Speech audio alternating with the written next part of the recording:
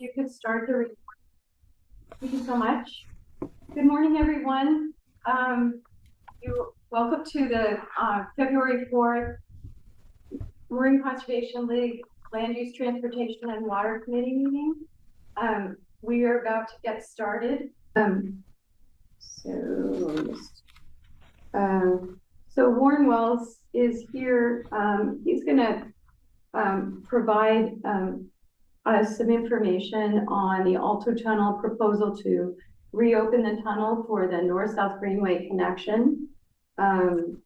Warren is a car-free commuter, has been for over a decade. He's working in the active mobility fields and has been since he graduated from UCLA with a master's degree in urban and regional planning. He currently is the policy director for Warren County Bicycle Coalition. After several years in the private sector, Warren, and helping design complete street corridors and transit center access plans, Warren entered the world of advocacy with MCBC.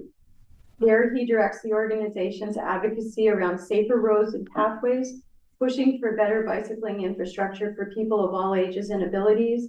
And while not at work, he spends his weekends on a bicycle, either riding with his wife and daughters to the park or leading themed rides for members of the East Bay community where he lives. My first introduction to Warren was, I was on the San Rafael Bicycle and Pedestrian Advisory Committee for many years. And there was a fatality in San Rafael shortly after Warren started. Warren was the first person in all of the communication about that to bring the human element to what that meant by naming the person and talking about this person as a human being. He immediately garnered a lot of respect from me. So with Warren, I welcome you with your presentation. Thank you so much. You know, for some reason, when I was just trying to share it, it was kind of super zoomed in. So maybe if you're able to share, if you can pull it up, I apologize for that. I'm not sure why that is happening. Okay, I'm going to try that. And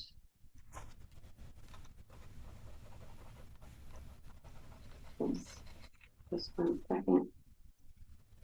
I'm going to really appreciate it. And thank you, Kate and Paul, for the warm introduction and for having me. Really appreciate the opportunity to be here. My name is Warren Wells. Like Kate mentioned, the Policy and Plan Director for the Marin County Bicycle Coalition. MCBC is a countywide nonprofit. Our mission is to create a healthy and connected and sustainable Marin County by promoting bicycling for everyday transportation and recreation. In my role, I run our Roads and Streets advocacy program, working to make transportation riding safer and more comfortable for people of all ages and abilities. Today, I'm also representing our volunteer group, Open Alto Tunnel. It's an organization supported by MCBC whose goal is the reopening and rehabilitation of the Alto Tunnel for bike and pedestrian travel. So this is me and our relative logos on my kit. Quick outline of my talk today. So brief history of the railroad in Marin, the movement to convert former railways into trails, some quick research on getting people on bikes, and then kind of how all that connects to the Alto Tunnel. So just a little background, some fun history. So Marin was originally built around the railroad. The first post office in what's now Port Madera opened more than 50 years before the completion of the Golden Gate Bridge. The Northwestern Pacific Railroad was formed by the merger of two different railway companies. At one point, had service through Marin and the counties north, extending all the way up to Eureka. And so it began as freight service carrying lumber and dairy, eventually turned into electrified passenger service as well, with one of the nation's first electric interurban networks. In 1930, almost 100 years ago, it was faster to get from San Rafael to San Francisco by transit than it is today. It's kind of crazy. Thanks to Marin's topography, at one point there were 8 different railway tunnels throughout the county. One of those was called the Alto Tunnel. It passed beneath Blythedale Ridge between Mill Valley and Port Madera. You can see here on the right a depiction of where that is, just west of 101. The tunnel served trains for nearly a century. By the early 40s, after the completion of the Golden Gate Bridge, all Marin's passenger service rail had ceased. Freight service held on until the 70s, at which point the tunnel fell into disuse because all these tunnels and the railways were run by private companies. The land was often sold for development, and most of those tunnels can only be found today by a trespasser with a keen eye. But at the same time that the railroads were going bankrupt, a new idea came about: rails to trails. An abandoned rail bed is ideal for walking and biking. Railroads follow routes with gradual slopes, have gentle turns, long sight lines, are grade separated from freeways, and due to their narrower width compared to roads, they're often well shaded by surrounding trees. This is a picture of a bike tour I did between Pittsburgh and DC a few years ago. Today, there are 25,000 miles of trails converted from former roadways in the US. Several dozen of those miles are here in Marin. Thanks to the work of conservationists and visionaries, Marin has a number of shared use paths that run along for railway tracks. The Melville-Sausalito Path, which is actually one of the first Rails to Trails projects in the country, and the Sandra Marker Trail, as well as the Cross Marin Trail and Samuel B. Taylor, are all Rails to Trails projects and are used by thousands of people riding and walking every day. And so by the 90s, several portions of trail have been converted to trail. Several portions of railroad have been converted to trail in a more or less ad hoc fashion. But in '94, a grand plan was conceived to called the North-South Greenway. There would be a shared use path traversing all of Marin from Sausalito to the Sonoma County border using that Northwestern Pacific Railroad right-of-way. By the mid-2000s, there had been some progress, but it was still disjointed, which got a big boost in 2008 with the passage of Measure Q, which was the original smart sales tax measure, funded SMART. And in a bid to garner support from a wider range of voters, the agency also promised to build a parallel bicycle pedestrian pathway along nearly the entirety of the route. And so despite the creation of SMART, a number of gaps remain, as the Transportation Authority of Marin, TAM, cataloged in 2023. While SMART is working on everything north of Larkspur, there are important gaps in this network south of the SMART path. Okay, so a quick aside on, if we build it, will they come? So unfortunately, when we design our roadways and transit systems, we make them accessible for everyone. We don't always do the same for bicycle infrastructure. We typically design it for some people, for risk tolerant or sport riders, but not for the wide range of people out there, of people, what we say, of all ages and abilities. So Portland State University researcher Jennifer Dill devised a typology of adults based on how they relate to bicycling. There are 4 types, she says. The first, she calls kind of no way, no how. It's about a third of adults in studies of major metros. These are people who have kind of no interest in riding, or they're unable to physically. That's not something they want to try. I will note, as you see in this picture, these are people who might walk on a trail or ride a wheelchair or powered scooter, but these are people who will not ride bikes. The next are the strong and fearless. These are the people in the Peloton out in West Marin. We see them every weekend, but they're a very small share of the population who is comfortable riding on high-speed roads with vehicles. The next are what are called the enthused and confident. These are a lot of your bicycle commuters, people riding their kids to school. They'll be comfortable sharing a road with cars sometimes, but mostly want to stay on lower speed roads. Again, it's a fairly small share of the population. The largest share by far is what are called interested but concerned. These are people who typically don't ride a bike today, but would ride a bike, if they were on the beach path in LA, or will ride a bike on the Melville-Sausalito path. This is a huge share of people who would ride but don't feel comfortable doing today, sharing the road with cars. So this is an untapped, a kind of latent demand for bicycling. Fun fact, this is actually a picture of my mom and me at the Ocean City Boardwalk in 1987, I think. So how does that all, what does that have to do with the alternate tunnel?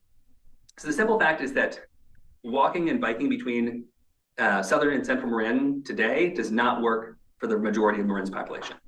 There are 2 routes over the ridge between Corte Madera and Mill Valley, Camino Alto and Corte Madera Avenue, usually called Camino Alto, and Horse Hill, which is the route that sort of parallels the 101 freeway. Camino Alto, pictured here, well used and enjoyed by many experienced riders, involves sharing the lane with cars. It has a lot of traffic, especially during rush hour, and it's equivalent to climbing a 30-story building. There are no sidewalks, so anyone walking would have to just walk on a narrow shoulder you see here.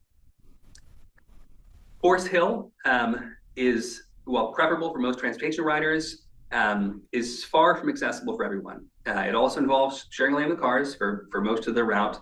Involves a 20, comparatively moderate 20-story climb, and has several pitches that are very steep, way more than what is considered accessible by the Americans with Disabilities Act, the ADA. There are some grades that are over 15%. It's also kind of much longer and out of the way. So showing these two routes and comparing that to the Alto Tunnel, it would cut off over a mile of travel and hundreds of feet of climbing between Mill Valley and Corte Madera. This, in essence, for most people would shave 10 or 15 minutes off of a bike ride, and a lot of effort. Numbers that transportation planners only dream about when talking about car commutes. No one ever shaves off 15 minutes of car commute. And most importantly, it would provide a flat and safe route for those that don't ride today. We at the Bike Coalition see this as the biggest gap, the biggest single gap in the North-South Greenway. And by opening the tunnel for walking and biking, it would plug into a shared use path network on both ends, and it would create a nearly continuous, safe, separated path from Mike's Bikes in Sausalito all the way to Terra Linda, near where we are now, a distance of 10 miles that I'd be happy to ride with my mom or my now 3-year-old daughter. So, why is a bike network important? Why should we care about how people get around? So one reason is that we need to drive less to hit our climate goals. The California Air Resources Board, CARB, has written in no uncertain terms that we have to reduce overall driving, called vehicle miles traveled, or VMT, to hit our climate targets. I'll highlight this a little lot here, but we have to reduce them by 25% by 2030. This is even accepting this is even incorporating the conversion to electric vehicles. Even with the current phase of electric vehicle conversion, we still need to drive less. Part of that is completing high quality active transportation networks like the North-South Greenway, because we're not converting our EV fleet fast enough. And so for Mill Valley and Corte Madera, looking locally, as well as every marine jurisdiction, transportation is the leading source of greenhouse gas emissions, and most of that is private vehicles. So to compare apples to apples, this gets a little wonky, so I'll have some qualitative stuff later, but for the kind of number nerds out here, I pulled the usage estimates from the 2010 corridor study from the Alto Tunnel. So this projected at the higher end, the Alto Tunnel would eliminate nearly 2,000 daily auto trips, negating roughly 15,000 miles of travel every day.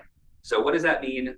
So VMT reduction leads to gas that's not burned, leads to emissions avoided. So on an annual basis, that's 1,500 tons of CO2 per year. And just let's kind of look at some things that'd be equivalent to. That's equivalent to removing 350 cars from the road, or not burning 20 tanker trucks worth of gas, or 850 tons of coal. That's equivalent to 540 tons of recycling that didn't go to the dump, or the amount of carbon CO2 sequestered by 1,500 acres of trees. That's about half of the area of Mill Valley. So if those things sound important to you, if those would be things we'd be aiming to reduce, this is the kind of benefits we would see from the Alto Tunnel by providing that route for people between Mill Valley and Corte Madera, between North Central and Southern Marin, where they wouldn't have to be driving on the 101. A couple more comparisons looking at the Climate Action Plan in Mill Valley.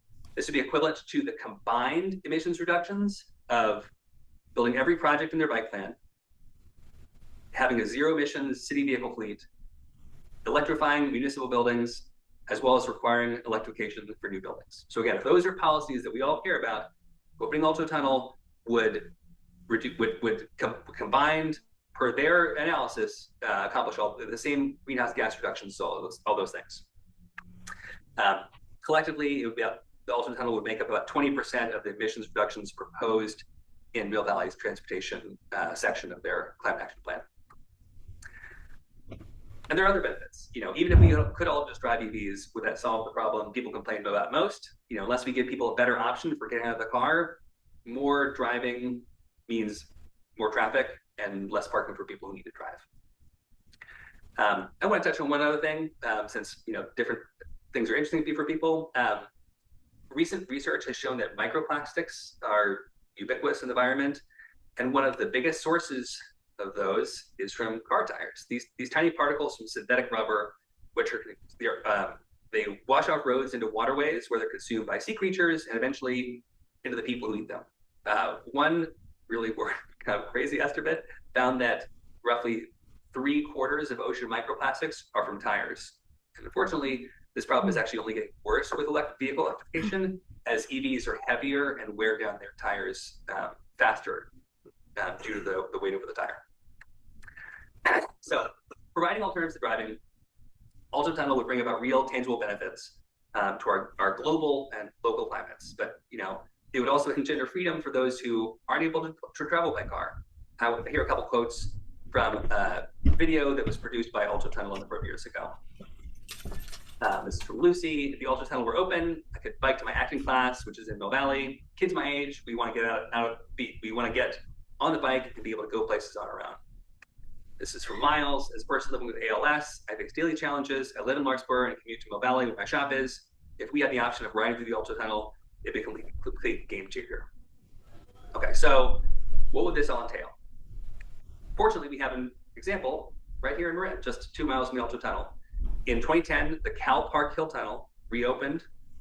It was rehabilitated and reopened to bicycle and pedestrian travel more than a century after its construction and over 2 decades of disuse. That tunnel, which saw the restart of train service to Larkspur Ferry in 2019, now counts hundreds of users a day, half of them traveling by foot. Linking up the multi-use paths on either side of the ridge, the tunnel provides a flat, safe route where there just simply wasn't one before. You had to go over Wolf Grade or up to Anderson, and provides easy access between Santa Fe and the canal with Larkspur Ferry and Central Marin. Happily, some of the work that we're asking for has already been done to evaluate the challenges and costs of the similar project at Alto Tunnel, though without a train, would present. Studies in 2010, 2015, and 2017 estimated potential use, which I cited earlier, determined which parcels would need an easement, and investigate the state of the tunnel's interior to develop detailed cost estimates. The findings of the property study show that there were a number of private parcels that would require a subsurface easement. This is something that happens with other projects, but is mostly within the public right-of-way. And the geotechnical study in 2017 used laser imaging, as I mentioned, to evaluate the interior of the tunnel. Some parts were collapsed, others still standing, but this gave us a more accurate cost estimate. So let's talk about the cost, because that's something that comes up a lot. The total cost inflated to today would be roughly $65 million. That's a lot of money. I don't have that amount of money, but it's a lot of money in the bike pedestrian world. But for transportation projects, it's actually kind of small. By comparison, it's roughly 1/12 of the cost of the Marin-Sonoma-Narrows highway widening project. The whole purpose of which is to accommodate an extra 1,800 cars per hour during the commute, actually fairly similar to that 1,900 car trips that the Alto Tunnel would obviate every day. The key thing to understand for projects like this is that local funding is nearly always a relatively small part of the total cost. This is not coming from schools or Mill Valley's, like general fund.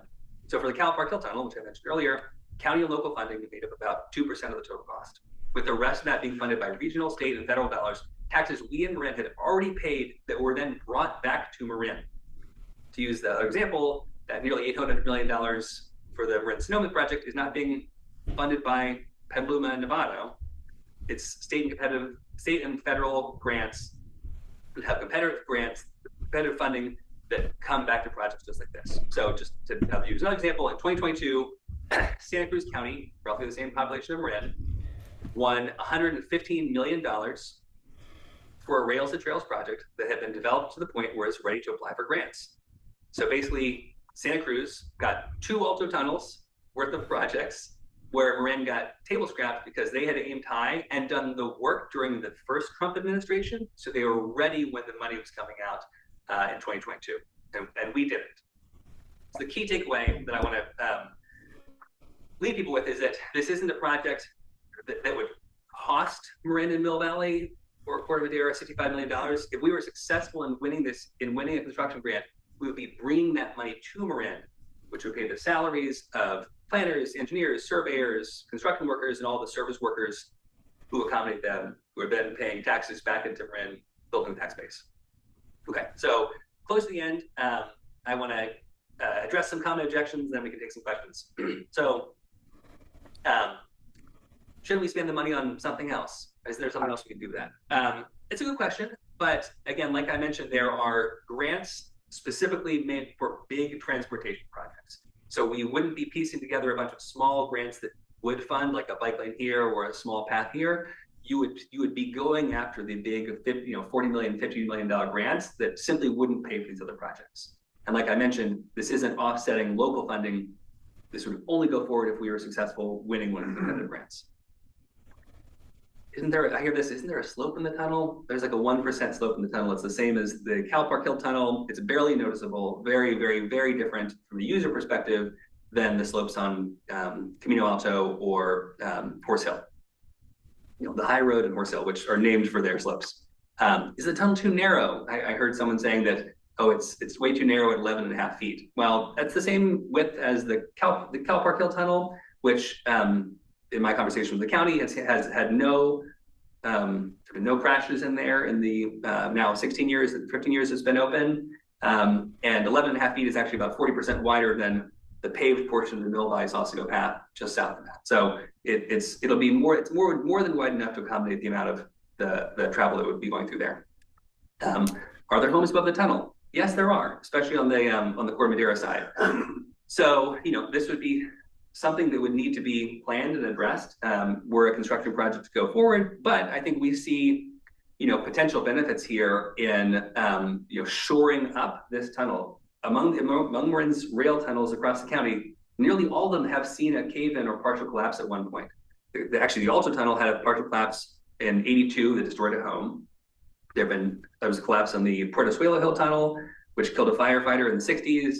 There was a collapse in the Bothian Hill Tunnel. It was actually a cave-in on the Reed Ranch Tunnel in Tiburon in November. So we see potential benefits of kind of shoring up the tunnel and ensuring that there are no collapses that reach the surface. And in fact, that geotechnical study I mentioned did evaluate two options: either open the tunnel for bike pedestrian travel or permanently closing it, but shoring it up to ensure against future collapse. So those are still two options.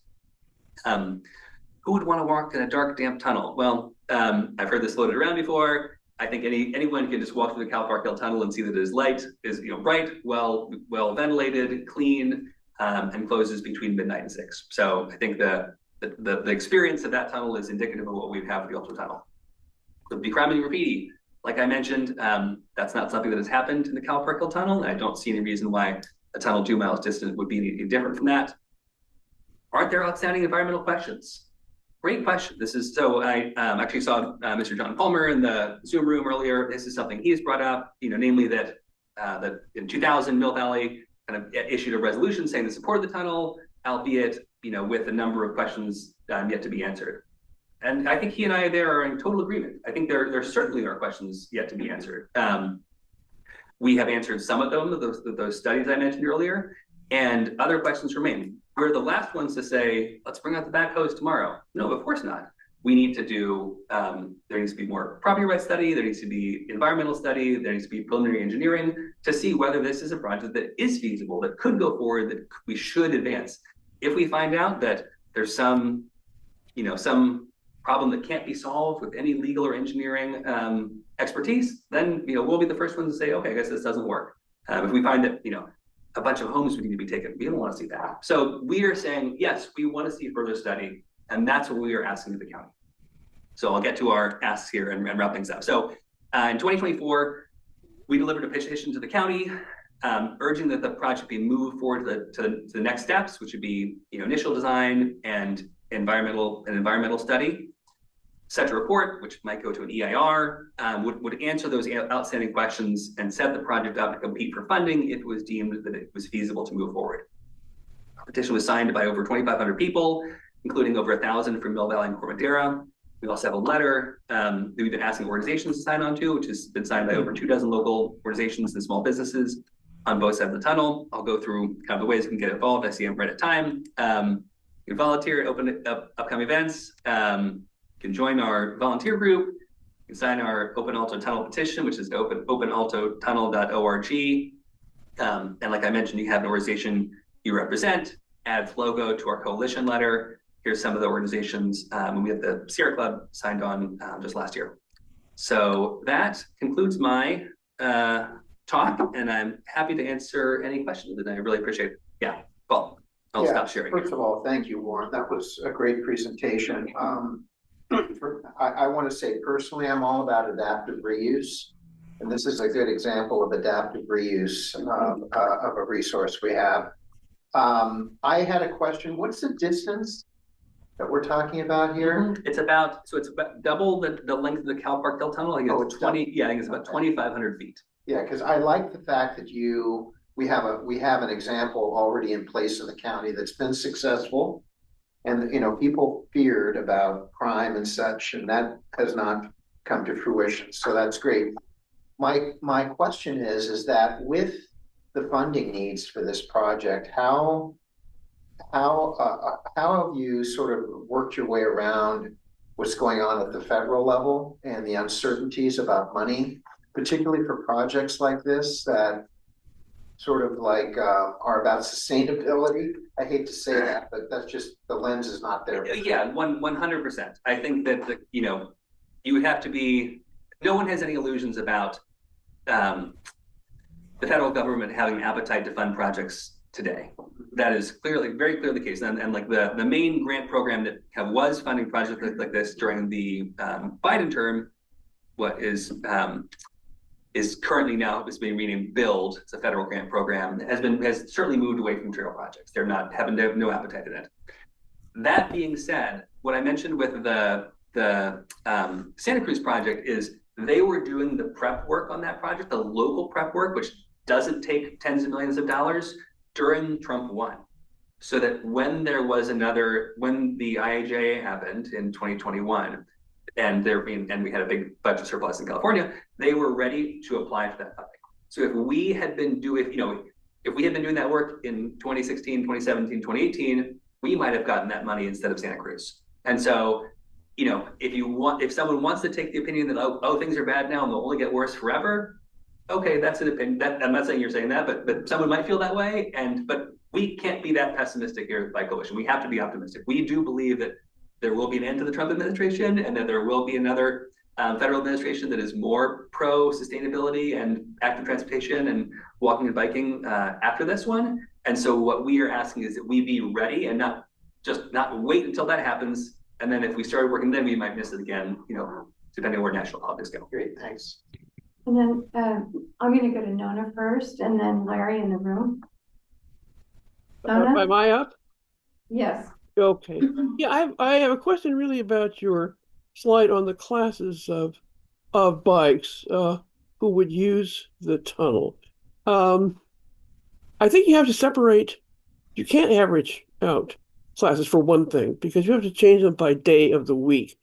The volume of cyclists and the purpose of cyclists on a weekend, Saturday, Sunday, is fundamentally different in volume, fundamentally different from weekday traffic. I walk those paths, both ends of them, in Corte Madera, Larkspur, going to Larkspur, and on the Mill Valley side where I live. And the character of bikes coming through on a weekend is 90% during the week. There are commuters. There are commuters that come through, and you see them, of course, on the Mill Valley side. You do not see them on the Corte Madera side, because they've obviously taken one of the two routes that you pointed out that are alternatives to Fort Hill and the grade. On weekends, they take the same divisions, but their purpose is recreation, and they're for the most part, they are very capable cyclists who are capable of using those alternative routes. So could you? I didn't understand. You had some 33% who were one in a wheelchair, and they are really, really, really rare. I walk with a walker, so I see people on other wheels besides on cyclists. So could you explain how you would do your analysis, shifting to weekend traffic as opposed to weekday traffic, bicycle traffic, that is? I'm not sure I totally understand the question. You're asking about how we would estimate the use of the tunnel on weekday versus weekend, Yeah. or Yes.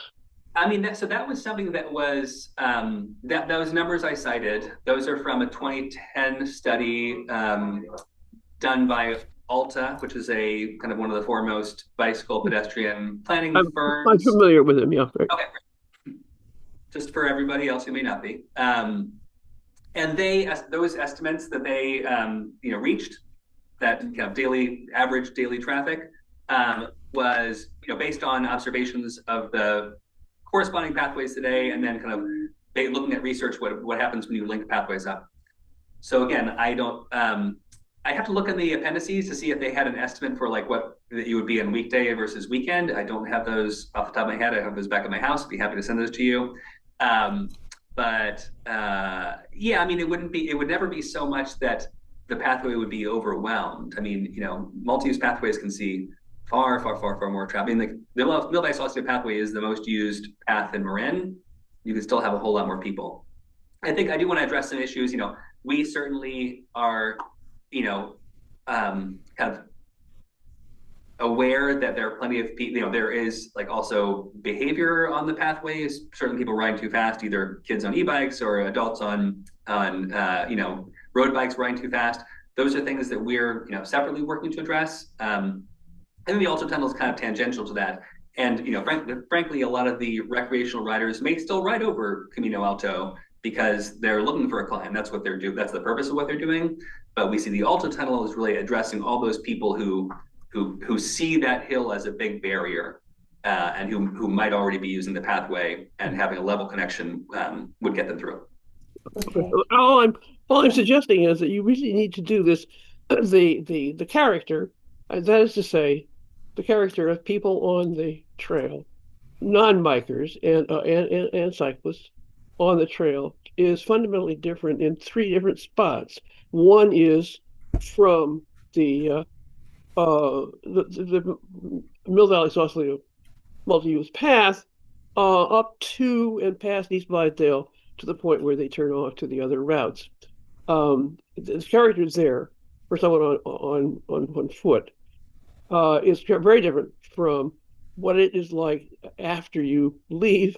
The cyclists leave to go to the two routes, and what it's like on the Cordillera is fundamentally different. So that analysis really needs to be done. It's not just the volume. It's not just the miles traveled. It is the volume of different users using the trail. Thanks very much.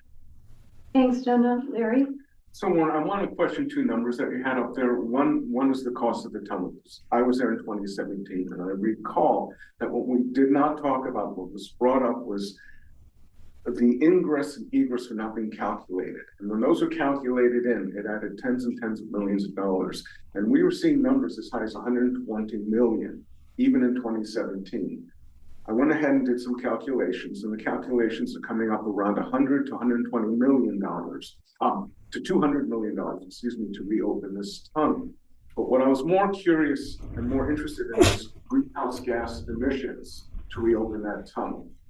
So the concrete alone, if it's a 6-inch thick wall to an 18-inch wall, would vary from between 800 to 2,000 metric tons. And then additionally, the construction phase would add up to 3,000 metric tons. So we're talking up to 5,000 metric tons of gas emissions. So somewhere between 1,500, 2,000 to 5,000 metric tons. Now your number is saying 1,500 metric tons would be gain per year. And I can't see that in the way the calculations come out. I'll finish. Sure. What I'm seeing is first of all, I think your numbers for all bicyclists, and what needs to be taken out of that is all the recreational bicyclists. So what we're talking about is actually car trips that are being replaced by the bicycles. So let's assume from your Mill Valley you have a 5-mile car trip. You're looking at between 800,000 and 2.7 million bike trips to mitigate for the cost for the greenhouse gas impacts of reopening that tunnel. So I think as we look at this, my question is, wouldn't we be better off using funds to do something on Camino Alto, because so many more people are using e-bikes now. I was up in Mount Tam for the recreation, MCBC recreation meeting on Saturday. 90% of the bikes that came up were e-bikes up there. And so it's really a question of how important is the tunnel these days when we've sort of flattened out our hills because there's so many more people on e-bikes. So we have 5 minutes left. So I'll try to answer a couple. There's a few questions there. On the kind of recreation versus transportation, if you do read that 2010 study, you'll see that they are that number that I cited accounts for that difference. They're not saying every one of the trips through the tunnel would be offsetting a car trip. They're actually factoring down by about 60% and only saying about 40% of the trips through the tunnel would be replacing a car trip. So that's addressed in that appendix H of the 2010 study. On the e-bike question, I mean, I think it's a reasonable one. There are more people riding e-bikes. There isn't and if you look at the 2010 study, there's just not much you can do on Camino Alto without widening the road, which then has all sorts of other environmental impacts. And you're not going to be able to fit a protected bikeway up there without either getting rid of one direction of traffic, which I think is politically infeasible, or significantly widening the road, which you're taking out a ton of trees and impacting people's property. There's just really not much to do there. The county did look at some improvements or has been evaluating some improvements on the Horse Hill route, but they found that even just adding lighting and doing a little bit of regrading on the pathway section, which is just a short portion of it, would be in the $3 to $4 million range. It kind of wouldn't even really do anything, and it wouldn't address any of those slopes involved. I also want to really highlight that that without Alto Tunnel, there is no accessible route. There's no ADA accessible route. There's no way someone could walk or ride a powered scooter between Mill Valley and Corte Madera. Even with an e-bikes on Camino Alto, great. There's no way someone is taking someone's walking there or riding with their kid on a scooter. So again, the Alto Tunnel is great for people riding bikes, I think, and also provides that pedestrian benefit, which again, like I mentioned, the Cal Park Hill Tunnel, half of the users going through there are people walking. Maybe one way is an idea to go, though. Maybe it is something to consider. I mean, seriously. Yeah. Rick, you had a question? I have a couple of questions. The first one's a little obscure, but you were talking about the pollution that's released by automobile tires. And I'm wondering if bicycle tires release any pollution. It's true, but not as much. Probably I would say not a non-zero amount. There's just so much less weight over the tire that the volumes of a bicycle tire is very, very small compared to car tires. So a non-zero amount, but probably a rounding error compared to car tires. The other question is, you indicated this would reduce 2,000 auto trips. How did you arrive at that figure?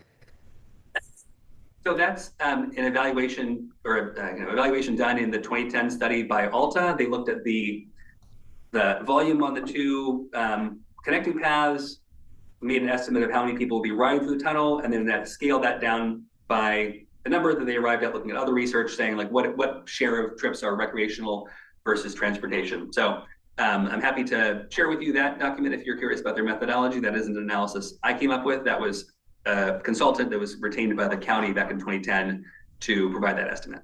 Well, that's a pretty needed answer. And you've got all these e-bikes. Are they going to be prohibited? Are they going to be allowed to go in there? Are they going to be speed limits, et cetera, et cetera? And how's that going to be monitored? Thank you. Yeah, I would say a lot of those are future questions that would be evaluated in the future. The Mill Valley Sausalito Path does have a speed limit. That's something we would support. I think you would have to you're required by state law to allow e-bikes to go through there. There's a separate issue of the e-bikes that are able to go too fast. That's something we're working on in our other time. But to answer your question, yes, e-bikes, speed limits are fine.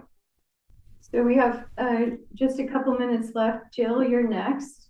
Hi. Yeah, I live on East Strawberry Drive. It's a Peloton friendly and e-bike friendly street, and we've had severe to life-threatening injuries between bicycles and pedestrians. So I have a sort of heightened concern for pedestrians in some sort of a limited space like that.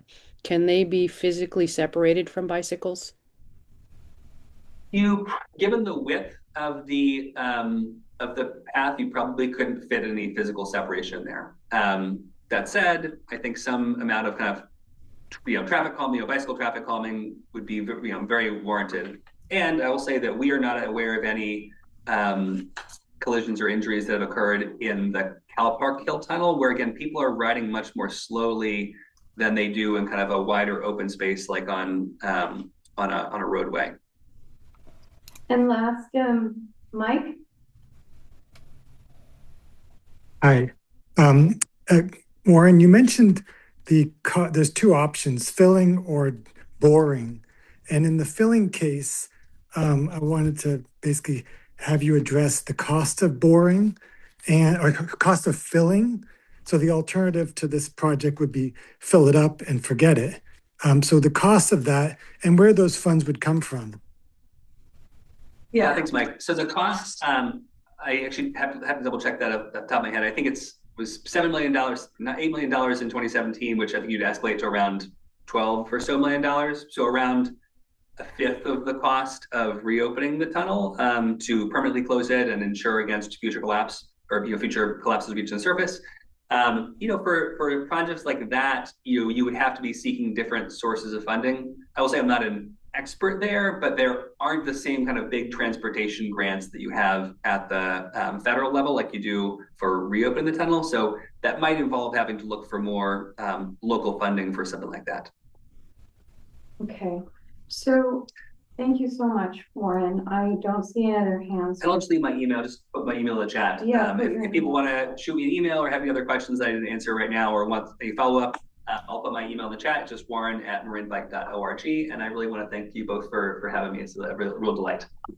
Thank you. I do want to let everyone know that on our next meeting, I believe it's March 2nd, the project is not without opposition, and we will be, as part of our information gathering for this project and for, we're going to just be looking at the other side of this, this topic. And so we will be hosting John Palmer, who is the president of the Scotts Valley Neighborhood Association, and he will present some of the community's concerns about the project. You have an opportunity to ask questions. The other thing about John that I just wanted to mention is that he has done a 2003 Alto Tunnel primer, which he's in the process of updating.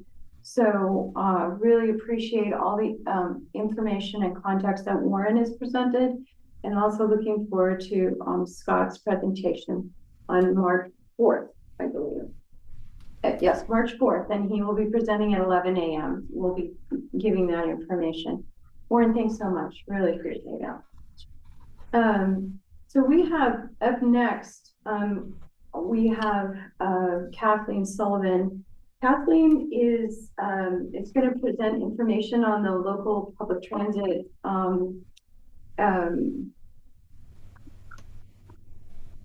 effort, which is Mascots, and it's a multi-operator service reconfiguration along Highway 101. He's also going to give us more information about updates on what Marin Transit is working on, including reducing greenhouse gas emissions with some of their electrification of their automobile, of the buses.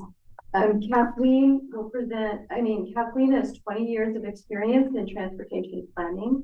She has led Marin Transit's planning team for the past 3 years, including leading the Mascot project and next generation equipment implementation and changes to Marin Access, which is the Marin Transit's program for older adults and people with disabilities.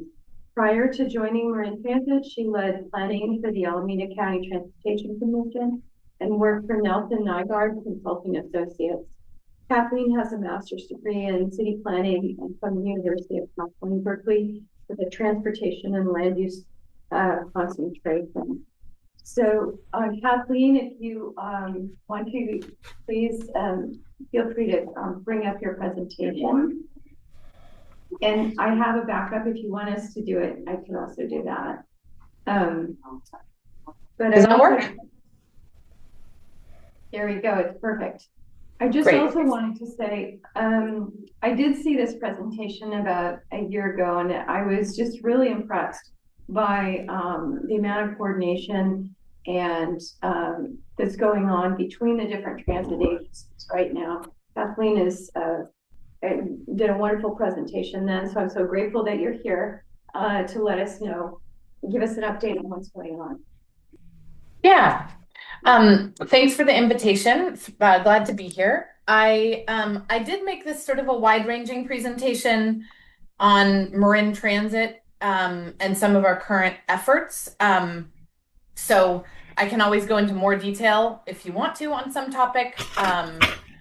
So I am starting. Kate actually asked me several different questions and told me you're updating your transportation policy. And so I did want to start with just some really transit basics on, why transit in Marin looks the way it does. And then a little bit more about Marin Transit, the Marin Sonoma Coordinated Transit Service Plan. So that's mascots that she referenced, our transition to a zero emission fleet, and then some updates to transit fares. This is going to be a lot to cover, but I hope that it'll give you kind of a high level overview of some of the things going on at Marin Transit.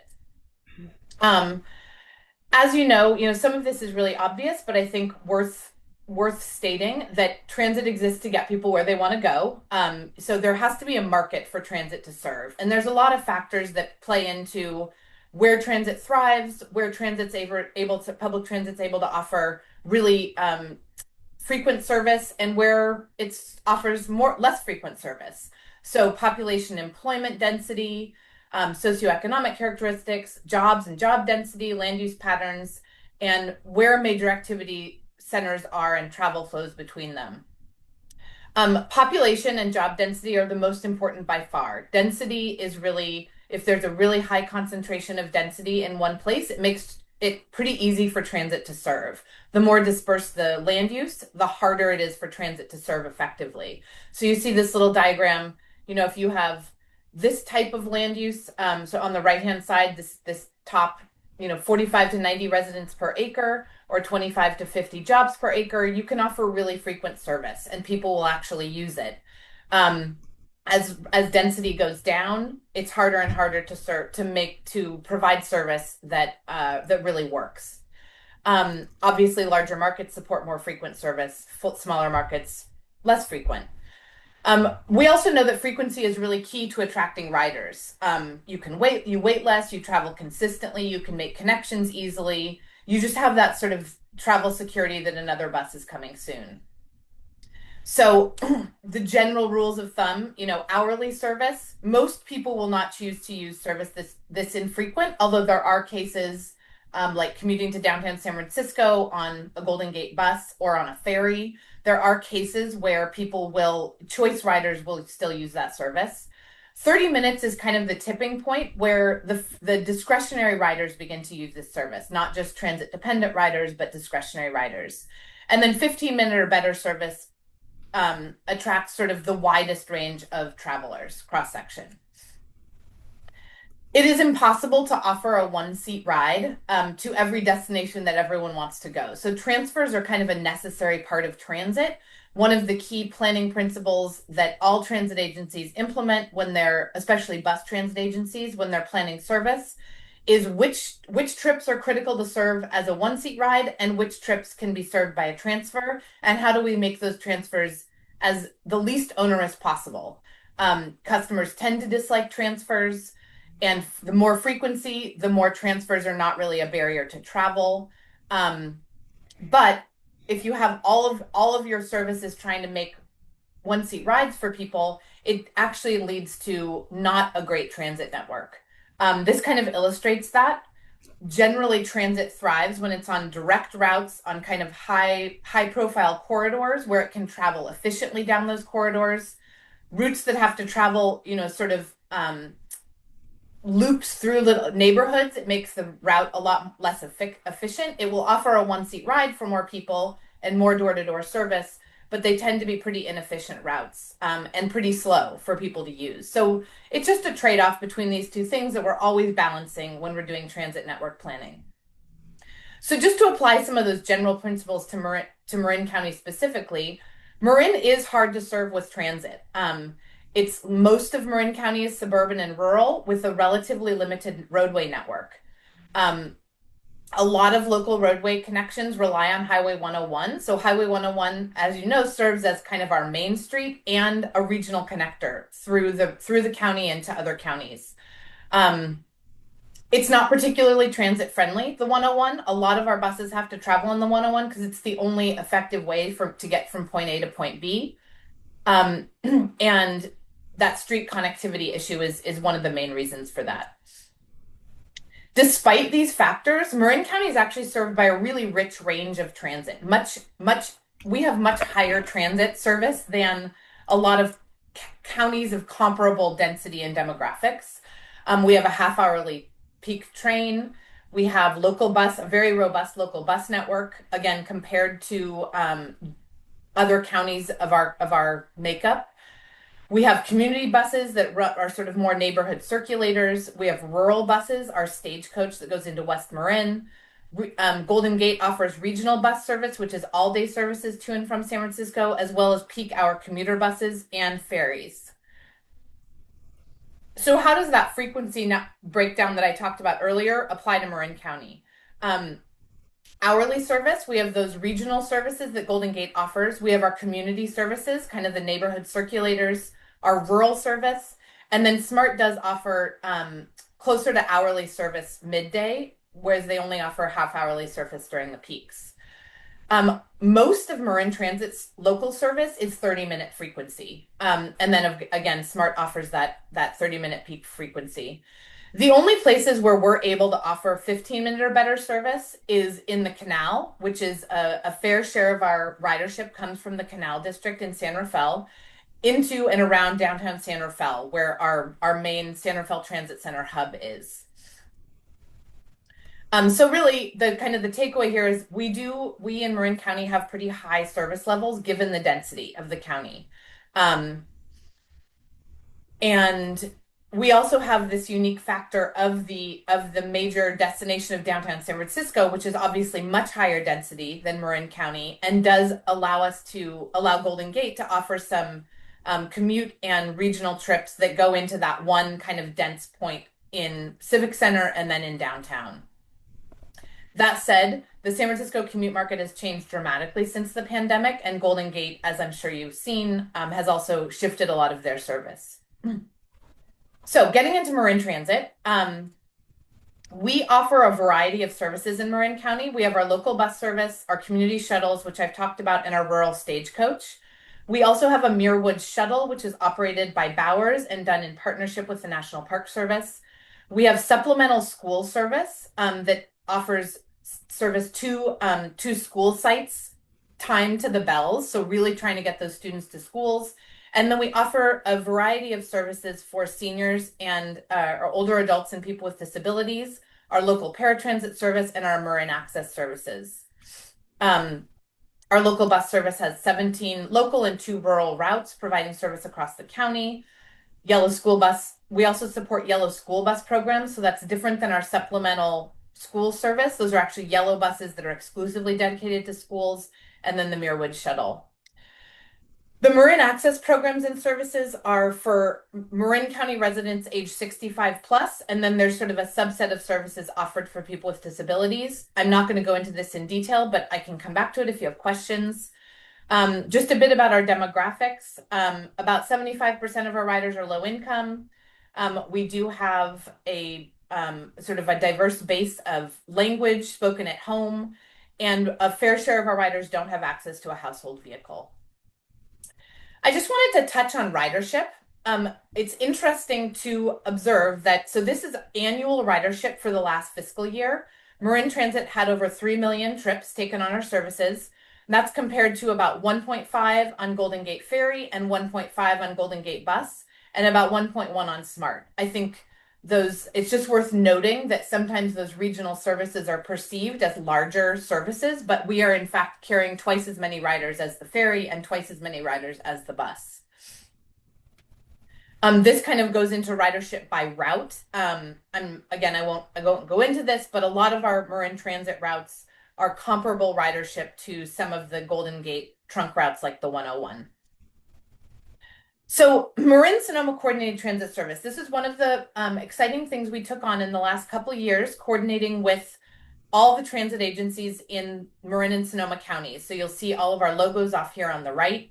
It was an effort, a collaborative effort between SMART, Golden Gate Transit, Sonoma County Transit, Petaluma Transit, Santa Rosa City Bus, and Marin Transit, as well as both funding agencies, the Sonoma County Transportation and Climate Authority and Transportation Authority of Marin, as well as the Metropolitan Transportation Commission, which is the regional funding agency for transit and all transportation in the Bay Area. This was basically a collaborative, comprehensive analysis of transit in the 101 corridor.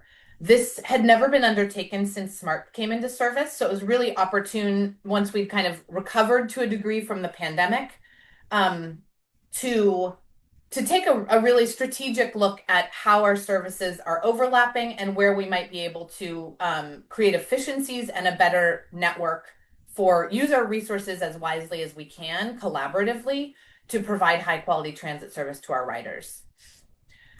We went through a long process, including some public process, and I'm just going to jump to where we ended up landing on the recommendations. These are slated to go into effect in April. We're all doing kind of a joint service change in April, all those agencies I mentioned above. The biggest change is that because SMART and the Golden Gate Transit Route 101, the Route 101 has historically been the trunk route, before SMART was implemented, the trunk bus route that went from Sonoma through Marin into San Francisco and back all day long, all week long. It's now pretty much redundant with SMART north of Marin County. There's still a lot of utilization of the 101 from Marin County, especially southern Marin into San Francisco, but not so much in northern Marin and in Sonoma. So we are, Golden Gate is going to truncate the Route 101 in Novato. So it will still have high frequency going into San Francisco, actually higher frequency than it does today from San Rafael. And SMART will also increase their frequency and operate trains both earlier and later in the day to kind of fill that gap for getting from between Sonoma and Marin, which people may have been using the 101 for before. In southern Marin, there is a lot of bus service. Golden Gate runs a lot of service within Marin County and to San Francisco, and we run a lot of service. And so we really looked at ways to streamline routes between San Rafael, Marin City, Sausalito, and San Francisco, and come up with sort of a more efficient route network that really increases frequency, which makes those routes, as I mentioned at the beginning, a lot easier for people to use on fewer routes, basically higher frequency on fewer routes. With all of this, we are looking to improve local bus connections to SMART, especially as SMART will now be the trunk route between Marin and Sonoma counties. Golden Gate did a little bit of streamlining of their commute routes in Sonoma County, as well as their Route 580, which is the main route that goes between the East Bay and Marin County. I'll touch on our transition to the zero emission fleet. As I'm sure you're aware, the California Air Resources Board, that's CARB, adopted something called the Innovative Clean Transit Regulation, that 100% of transit bus fleets have to be zero emission by 2040. That it basically mandates sort of zero emission purchasing strategies for agencies, and each of us had to develop a zero emission fleet transition plan. This is just a snapshot from our plan. It basically shows how if our entire fleet is the y-axis here. So you'll see the percentages on the left-hand side. If 10% of our fleet is zero emission versus 100% of our fleet is zero emission. So as you see where we stand right now, about 10% of our fleet is zero emission. We have about 6 electric buses.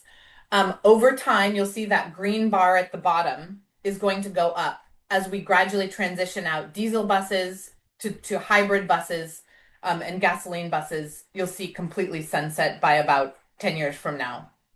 So we have a plan that basically, as we're making new bus purchases, the average lifespan of a bus is like 12 years for our big buses.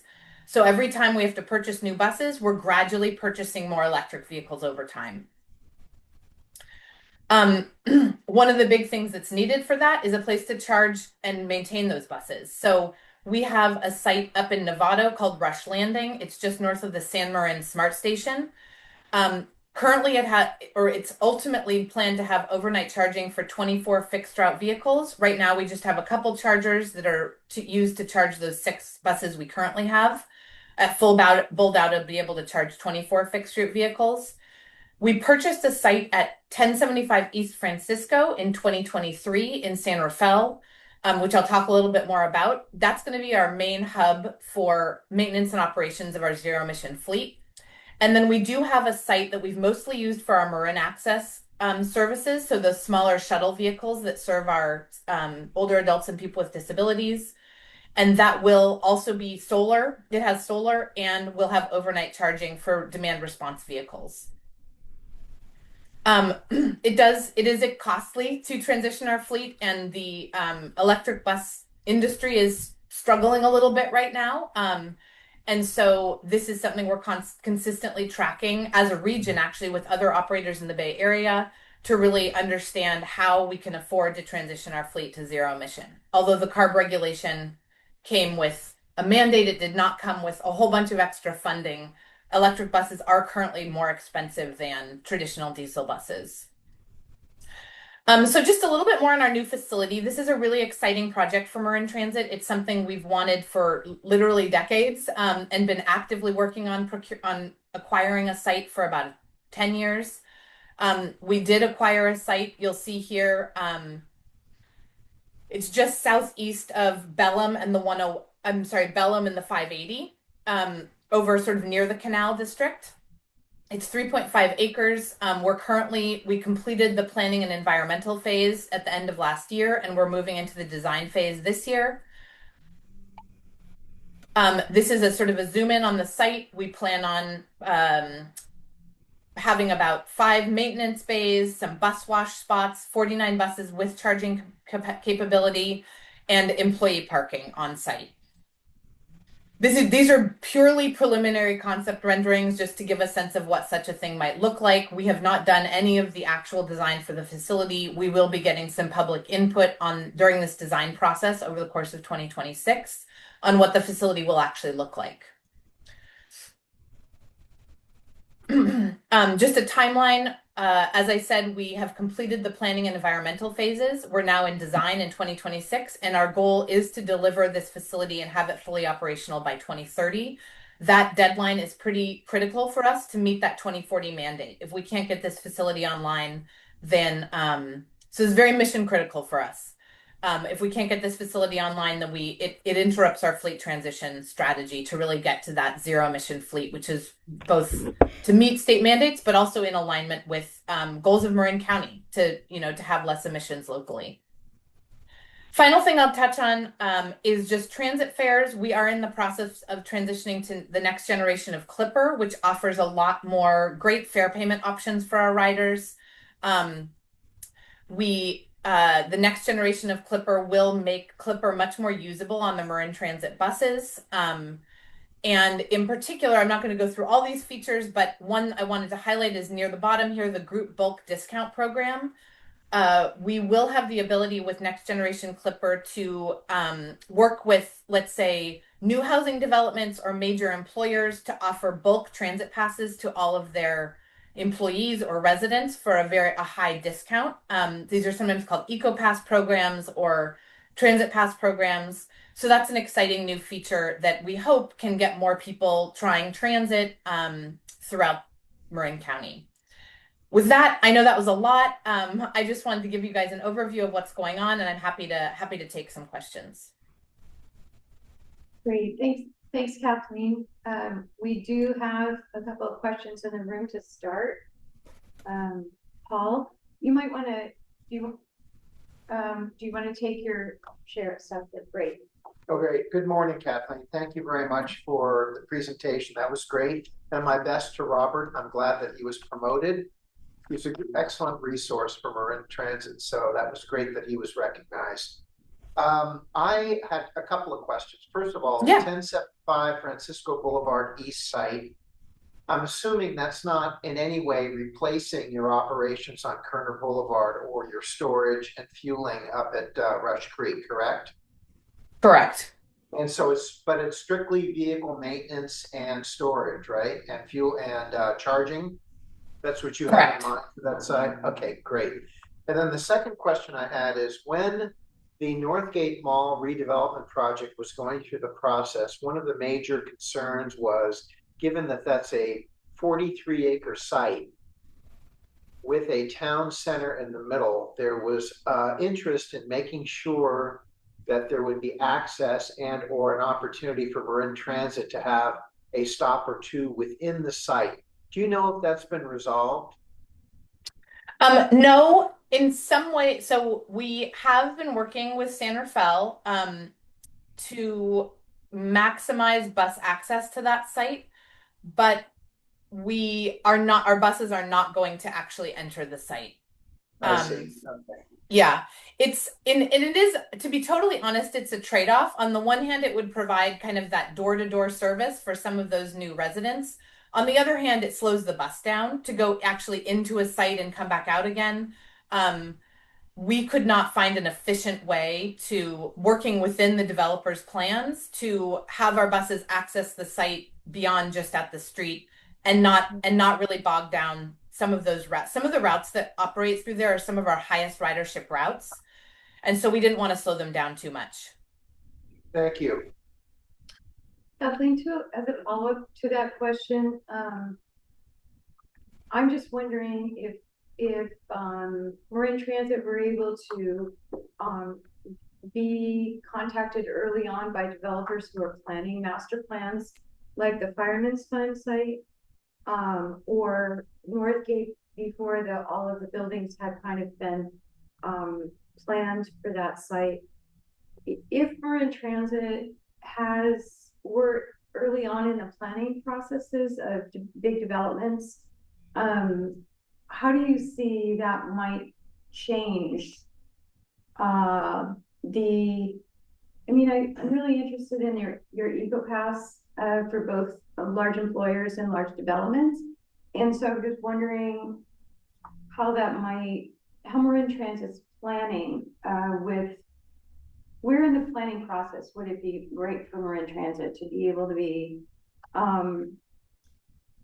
able to access or to incentivize the large developments that are planned near transit development areas that are the higher development, that are qualifying for these large, tall and dense buildings?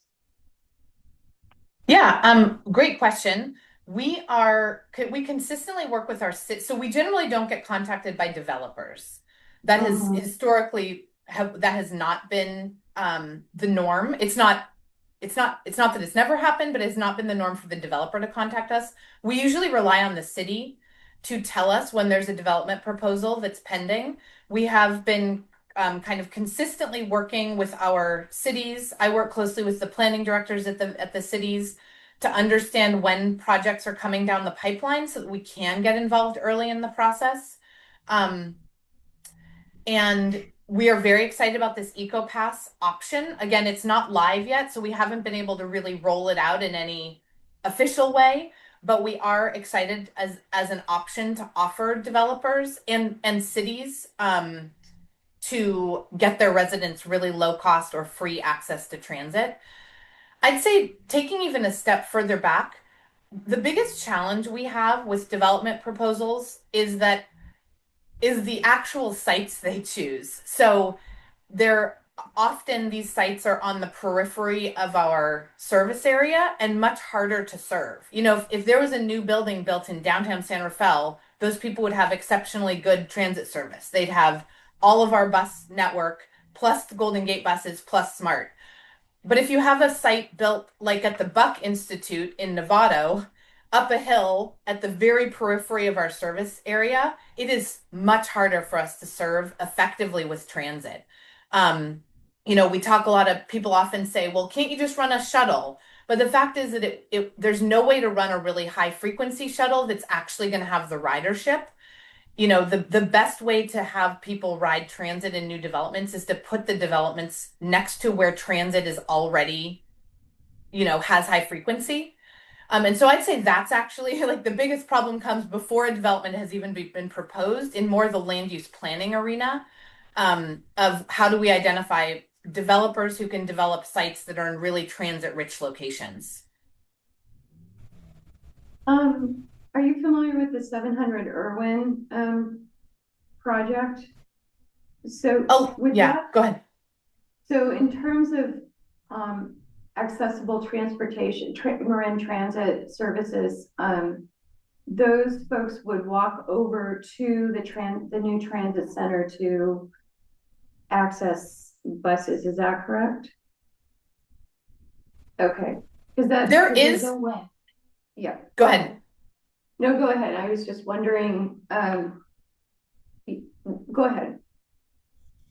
So there is service on Grand and on Third. So they don't have to go all the way to the transit center. There is pretty robust service coming in and out of the canal. And that goes basically along Grand, and then Grand turns into Francisco. So it comes on Francisco, up Grand, and then goes on Third and Fourth, kind of that couplet to get to and from the transit center.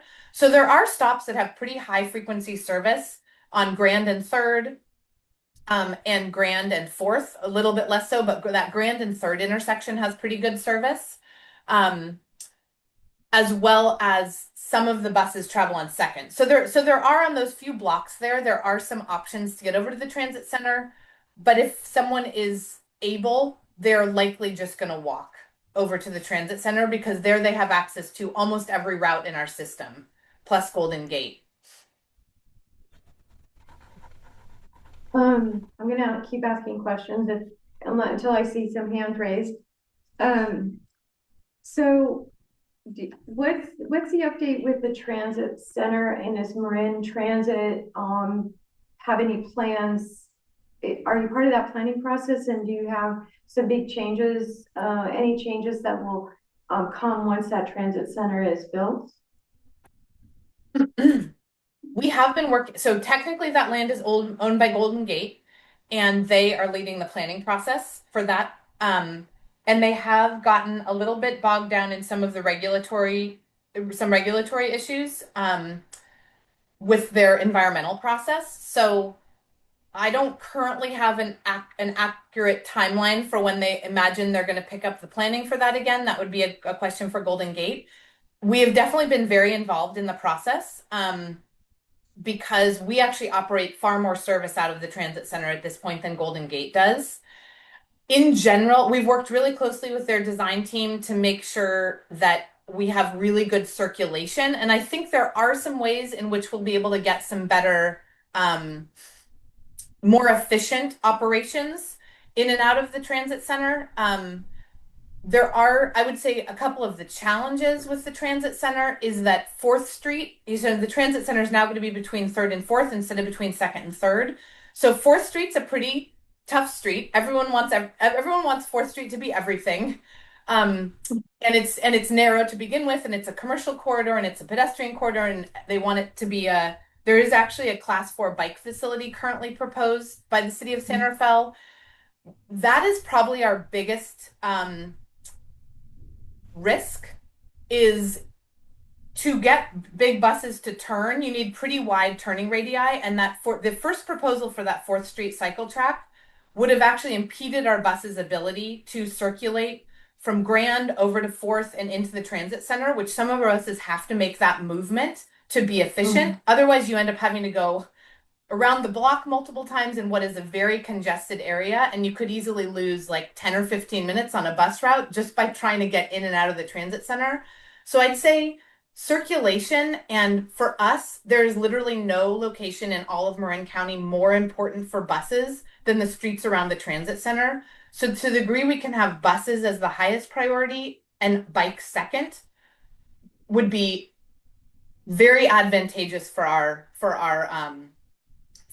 new transit center. So we are working with City of San Rafael and the Bike Coalition. I work with Warren on how to make sure because we also want bikes to be able to access. It's just bikes can operate on more streets than we can. So Right. I'd say that Fourth Street is designed is probably our biggest kind of risk at this point with the transit center. Otherwise, we think it can be pretty efficient and will actually be good for our circulation. Great.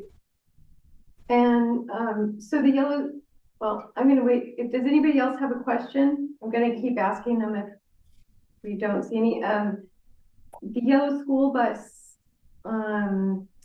school buses are such an important part of reducing congestion in the morning, especially in the morning to school.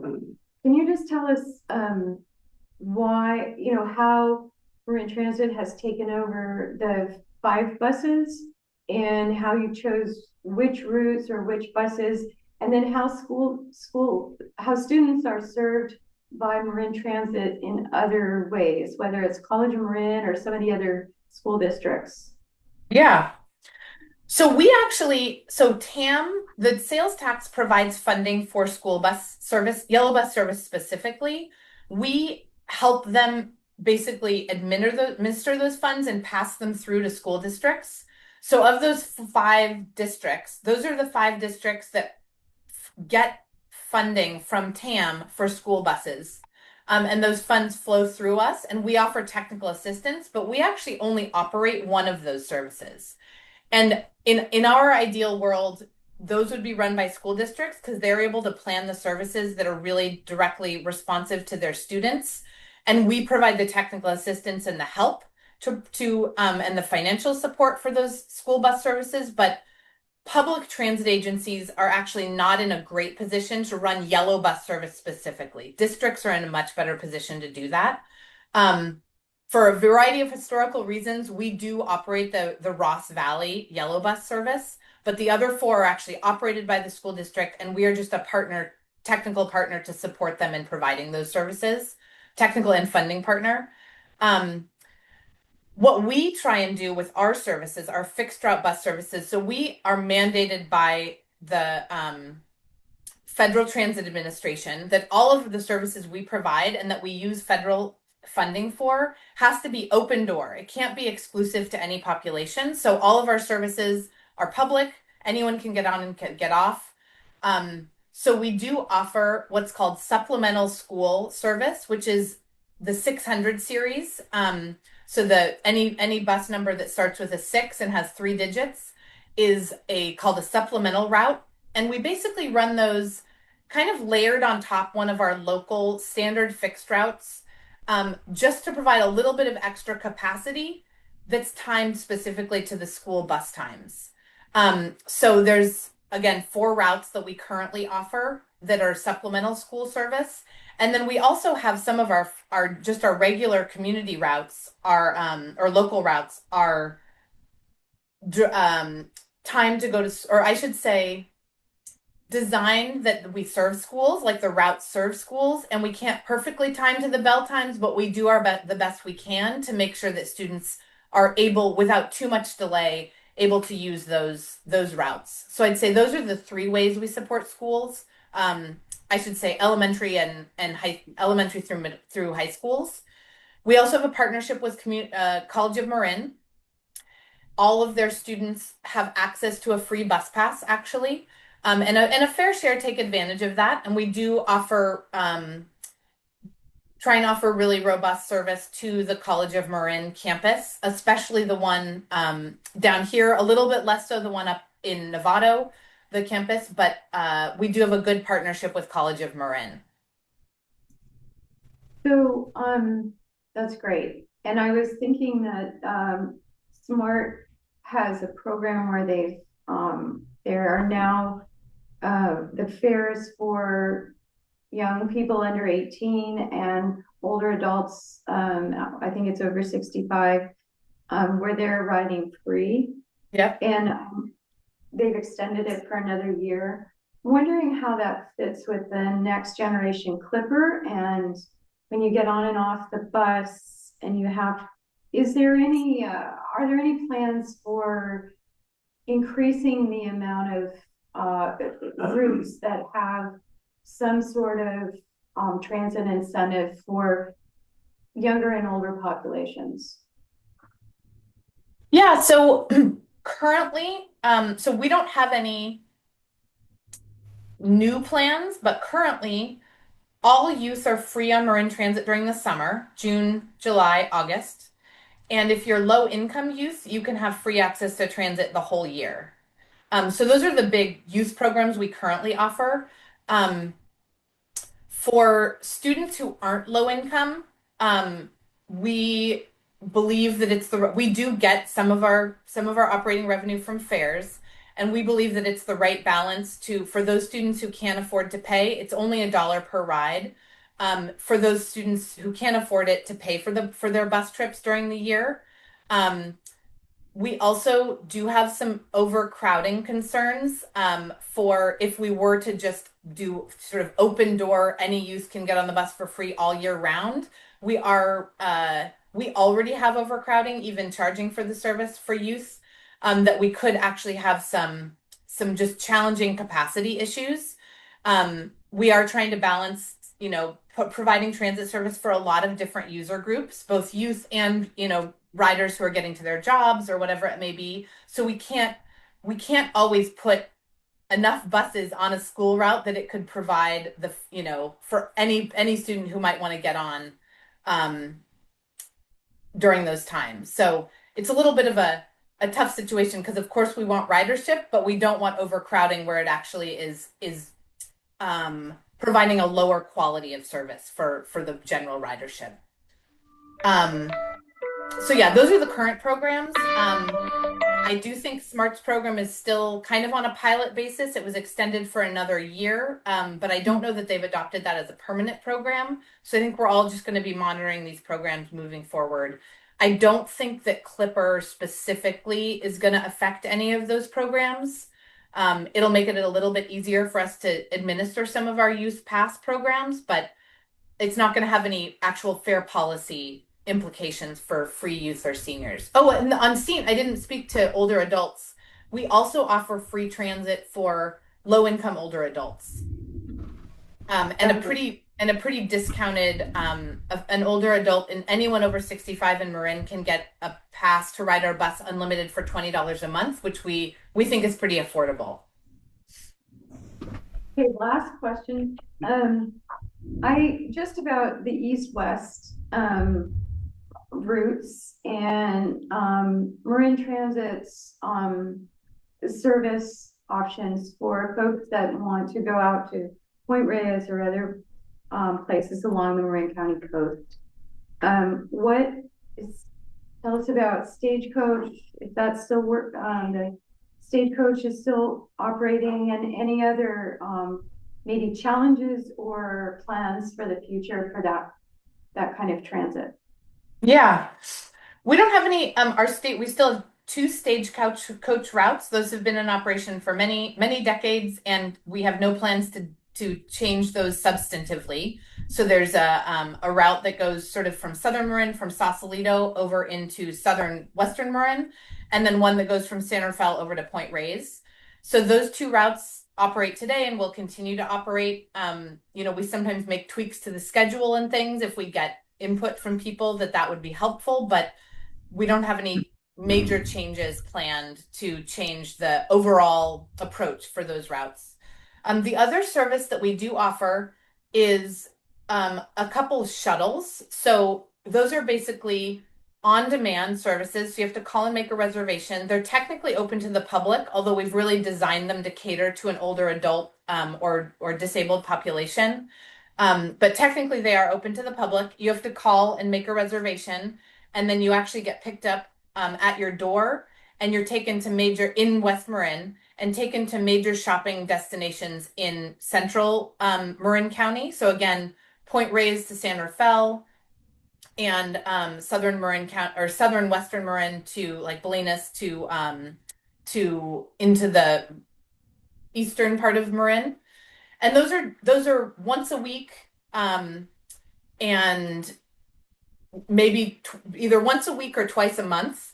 So those are just for shop. They're basically like community shopper shuttles that once a week someone can go in and pick up prescriptions, go to a doctor's appointment, do their shopping, and then come back. And it's a very door-to-door type of service. So those are the two main programs we offer for West Marin. Great. Okay. Well, if anybody has questions, this is your chance. Kathleen, really appreciate your coming today. Let me just make sure we've got all the chat, if there's anything in chat. No, we've got it. Okay. So it's hard to make transit sexy sometimes, but it's really important system in Marin County and on many levels. So I really appreciate you joining us. And we'll be back in touch when we start working on our transportation policy, because I'd like your input as we look at transit, as we make some updates to our policy. If you'd be willing to look it over. Okay. Yeah, absolutely. And just to underscore a point you made, I didn't explicitly mention this, but I know transit got a lot of sort of the main headline for transit during the pandemic is transit ridership has plummeted. No one's riding transit anymore. One agency for whom that was not true is Marin Transit. Our ridership did drop for a few months at the beginning of the pandemic, and then it started to climb again. And we're now about 10% over our pre-pandemic ridership. So our ridership was basically fully rebounded by 2 or 3 years ago, and we've been continuing to climb since then. So people really are depending on Marin Transit for a lot of transportation needs locally. And it may not be that everyone in Marin County chooses to ride the bus, but there are a lot of people who are choosing to ride. And so I just wanted to underscore that it is an important service locally. And we feel very fortunate that the county voters have chosen to dedicate some of the sales tax to sort of operate this service, because it's a pretty critical local option for people. So thanks for having me. I appreciate the opportunity. Thank you. Okay. Before we close the meeting, I just wanted to make an announcement about some upcoming meetings for Marine Conservation League. On Thursday, February 12th, our Parks and Open Space Committee is hosting a number of speakers under the topic "A Creek Runs Through It." We will have Sarah Phillips from the Marin County Urban Stream Coordination Program, and Sandy Goldman and Joanna Dixon, who have worked on the Corte Madera Creek Lower College of Marin Restoration Project. And then also we will be hosting Marin Water Road and Trail Management Plan. There'll be a presentation by Sean Horn. So I encourage you to look into that and join us at 2:30. It will be at a new time at 2:30, and it will be a hybrid meeting. And then on Wednesday, February 18th, all of our committees, Parks and Open Space and Land Use and Transportation and Water Committee, will be joining the Climate Action Working Group Committee, and Damon Connolly, our assembly person for this area, will be joining us to talk about a number of different bills and actions that address energy, wildfire, equity, decarbonization, insurance, housing, sea level rise, transportation, parks and open space, and a lot of other things. So you're invited to that. Prepare your questions and be ready to grill Damon on that. So any other last minute announcements? I did put the information for tomorrow's meeting on the Highway 37 Policy Committee meeting. That will be a hybrid meeting. It's being hosted in the Napa this year, but this tomorrow, but that is in the chat if you'd like to go attend that meeting via Zoom, and that's right here. So with any other announcements, seeing none, we will adjourn the meeting. Thank you so much for attending. Bye-bye.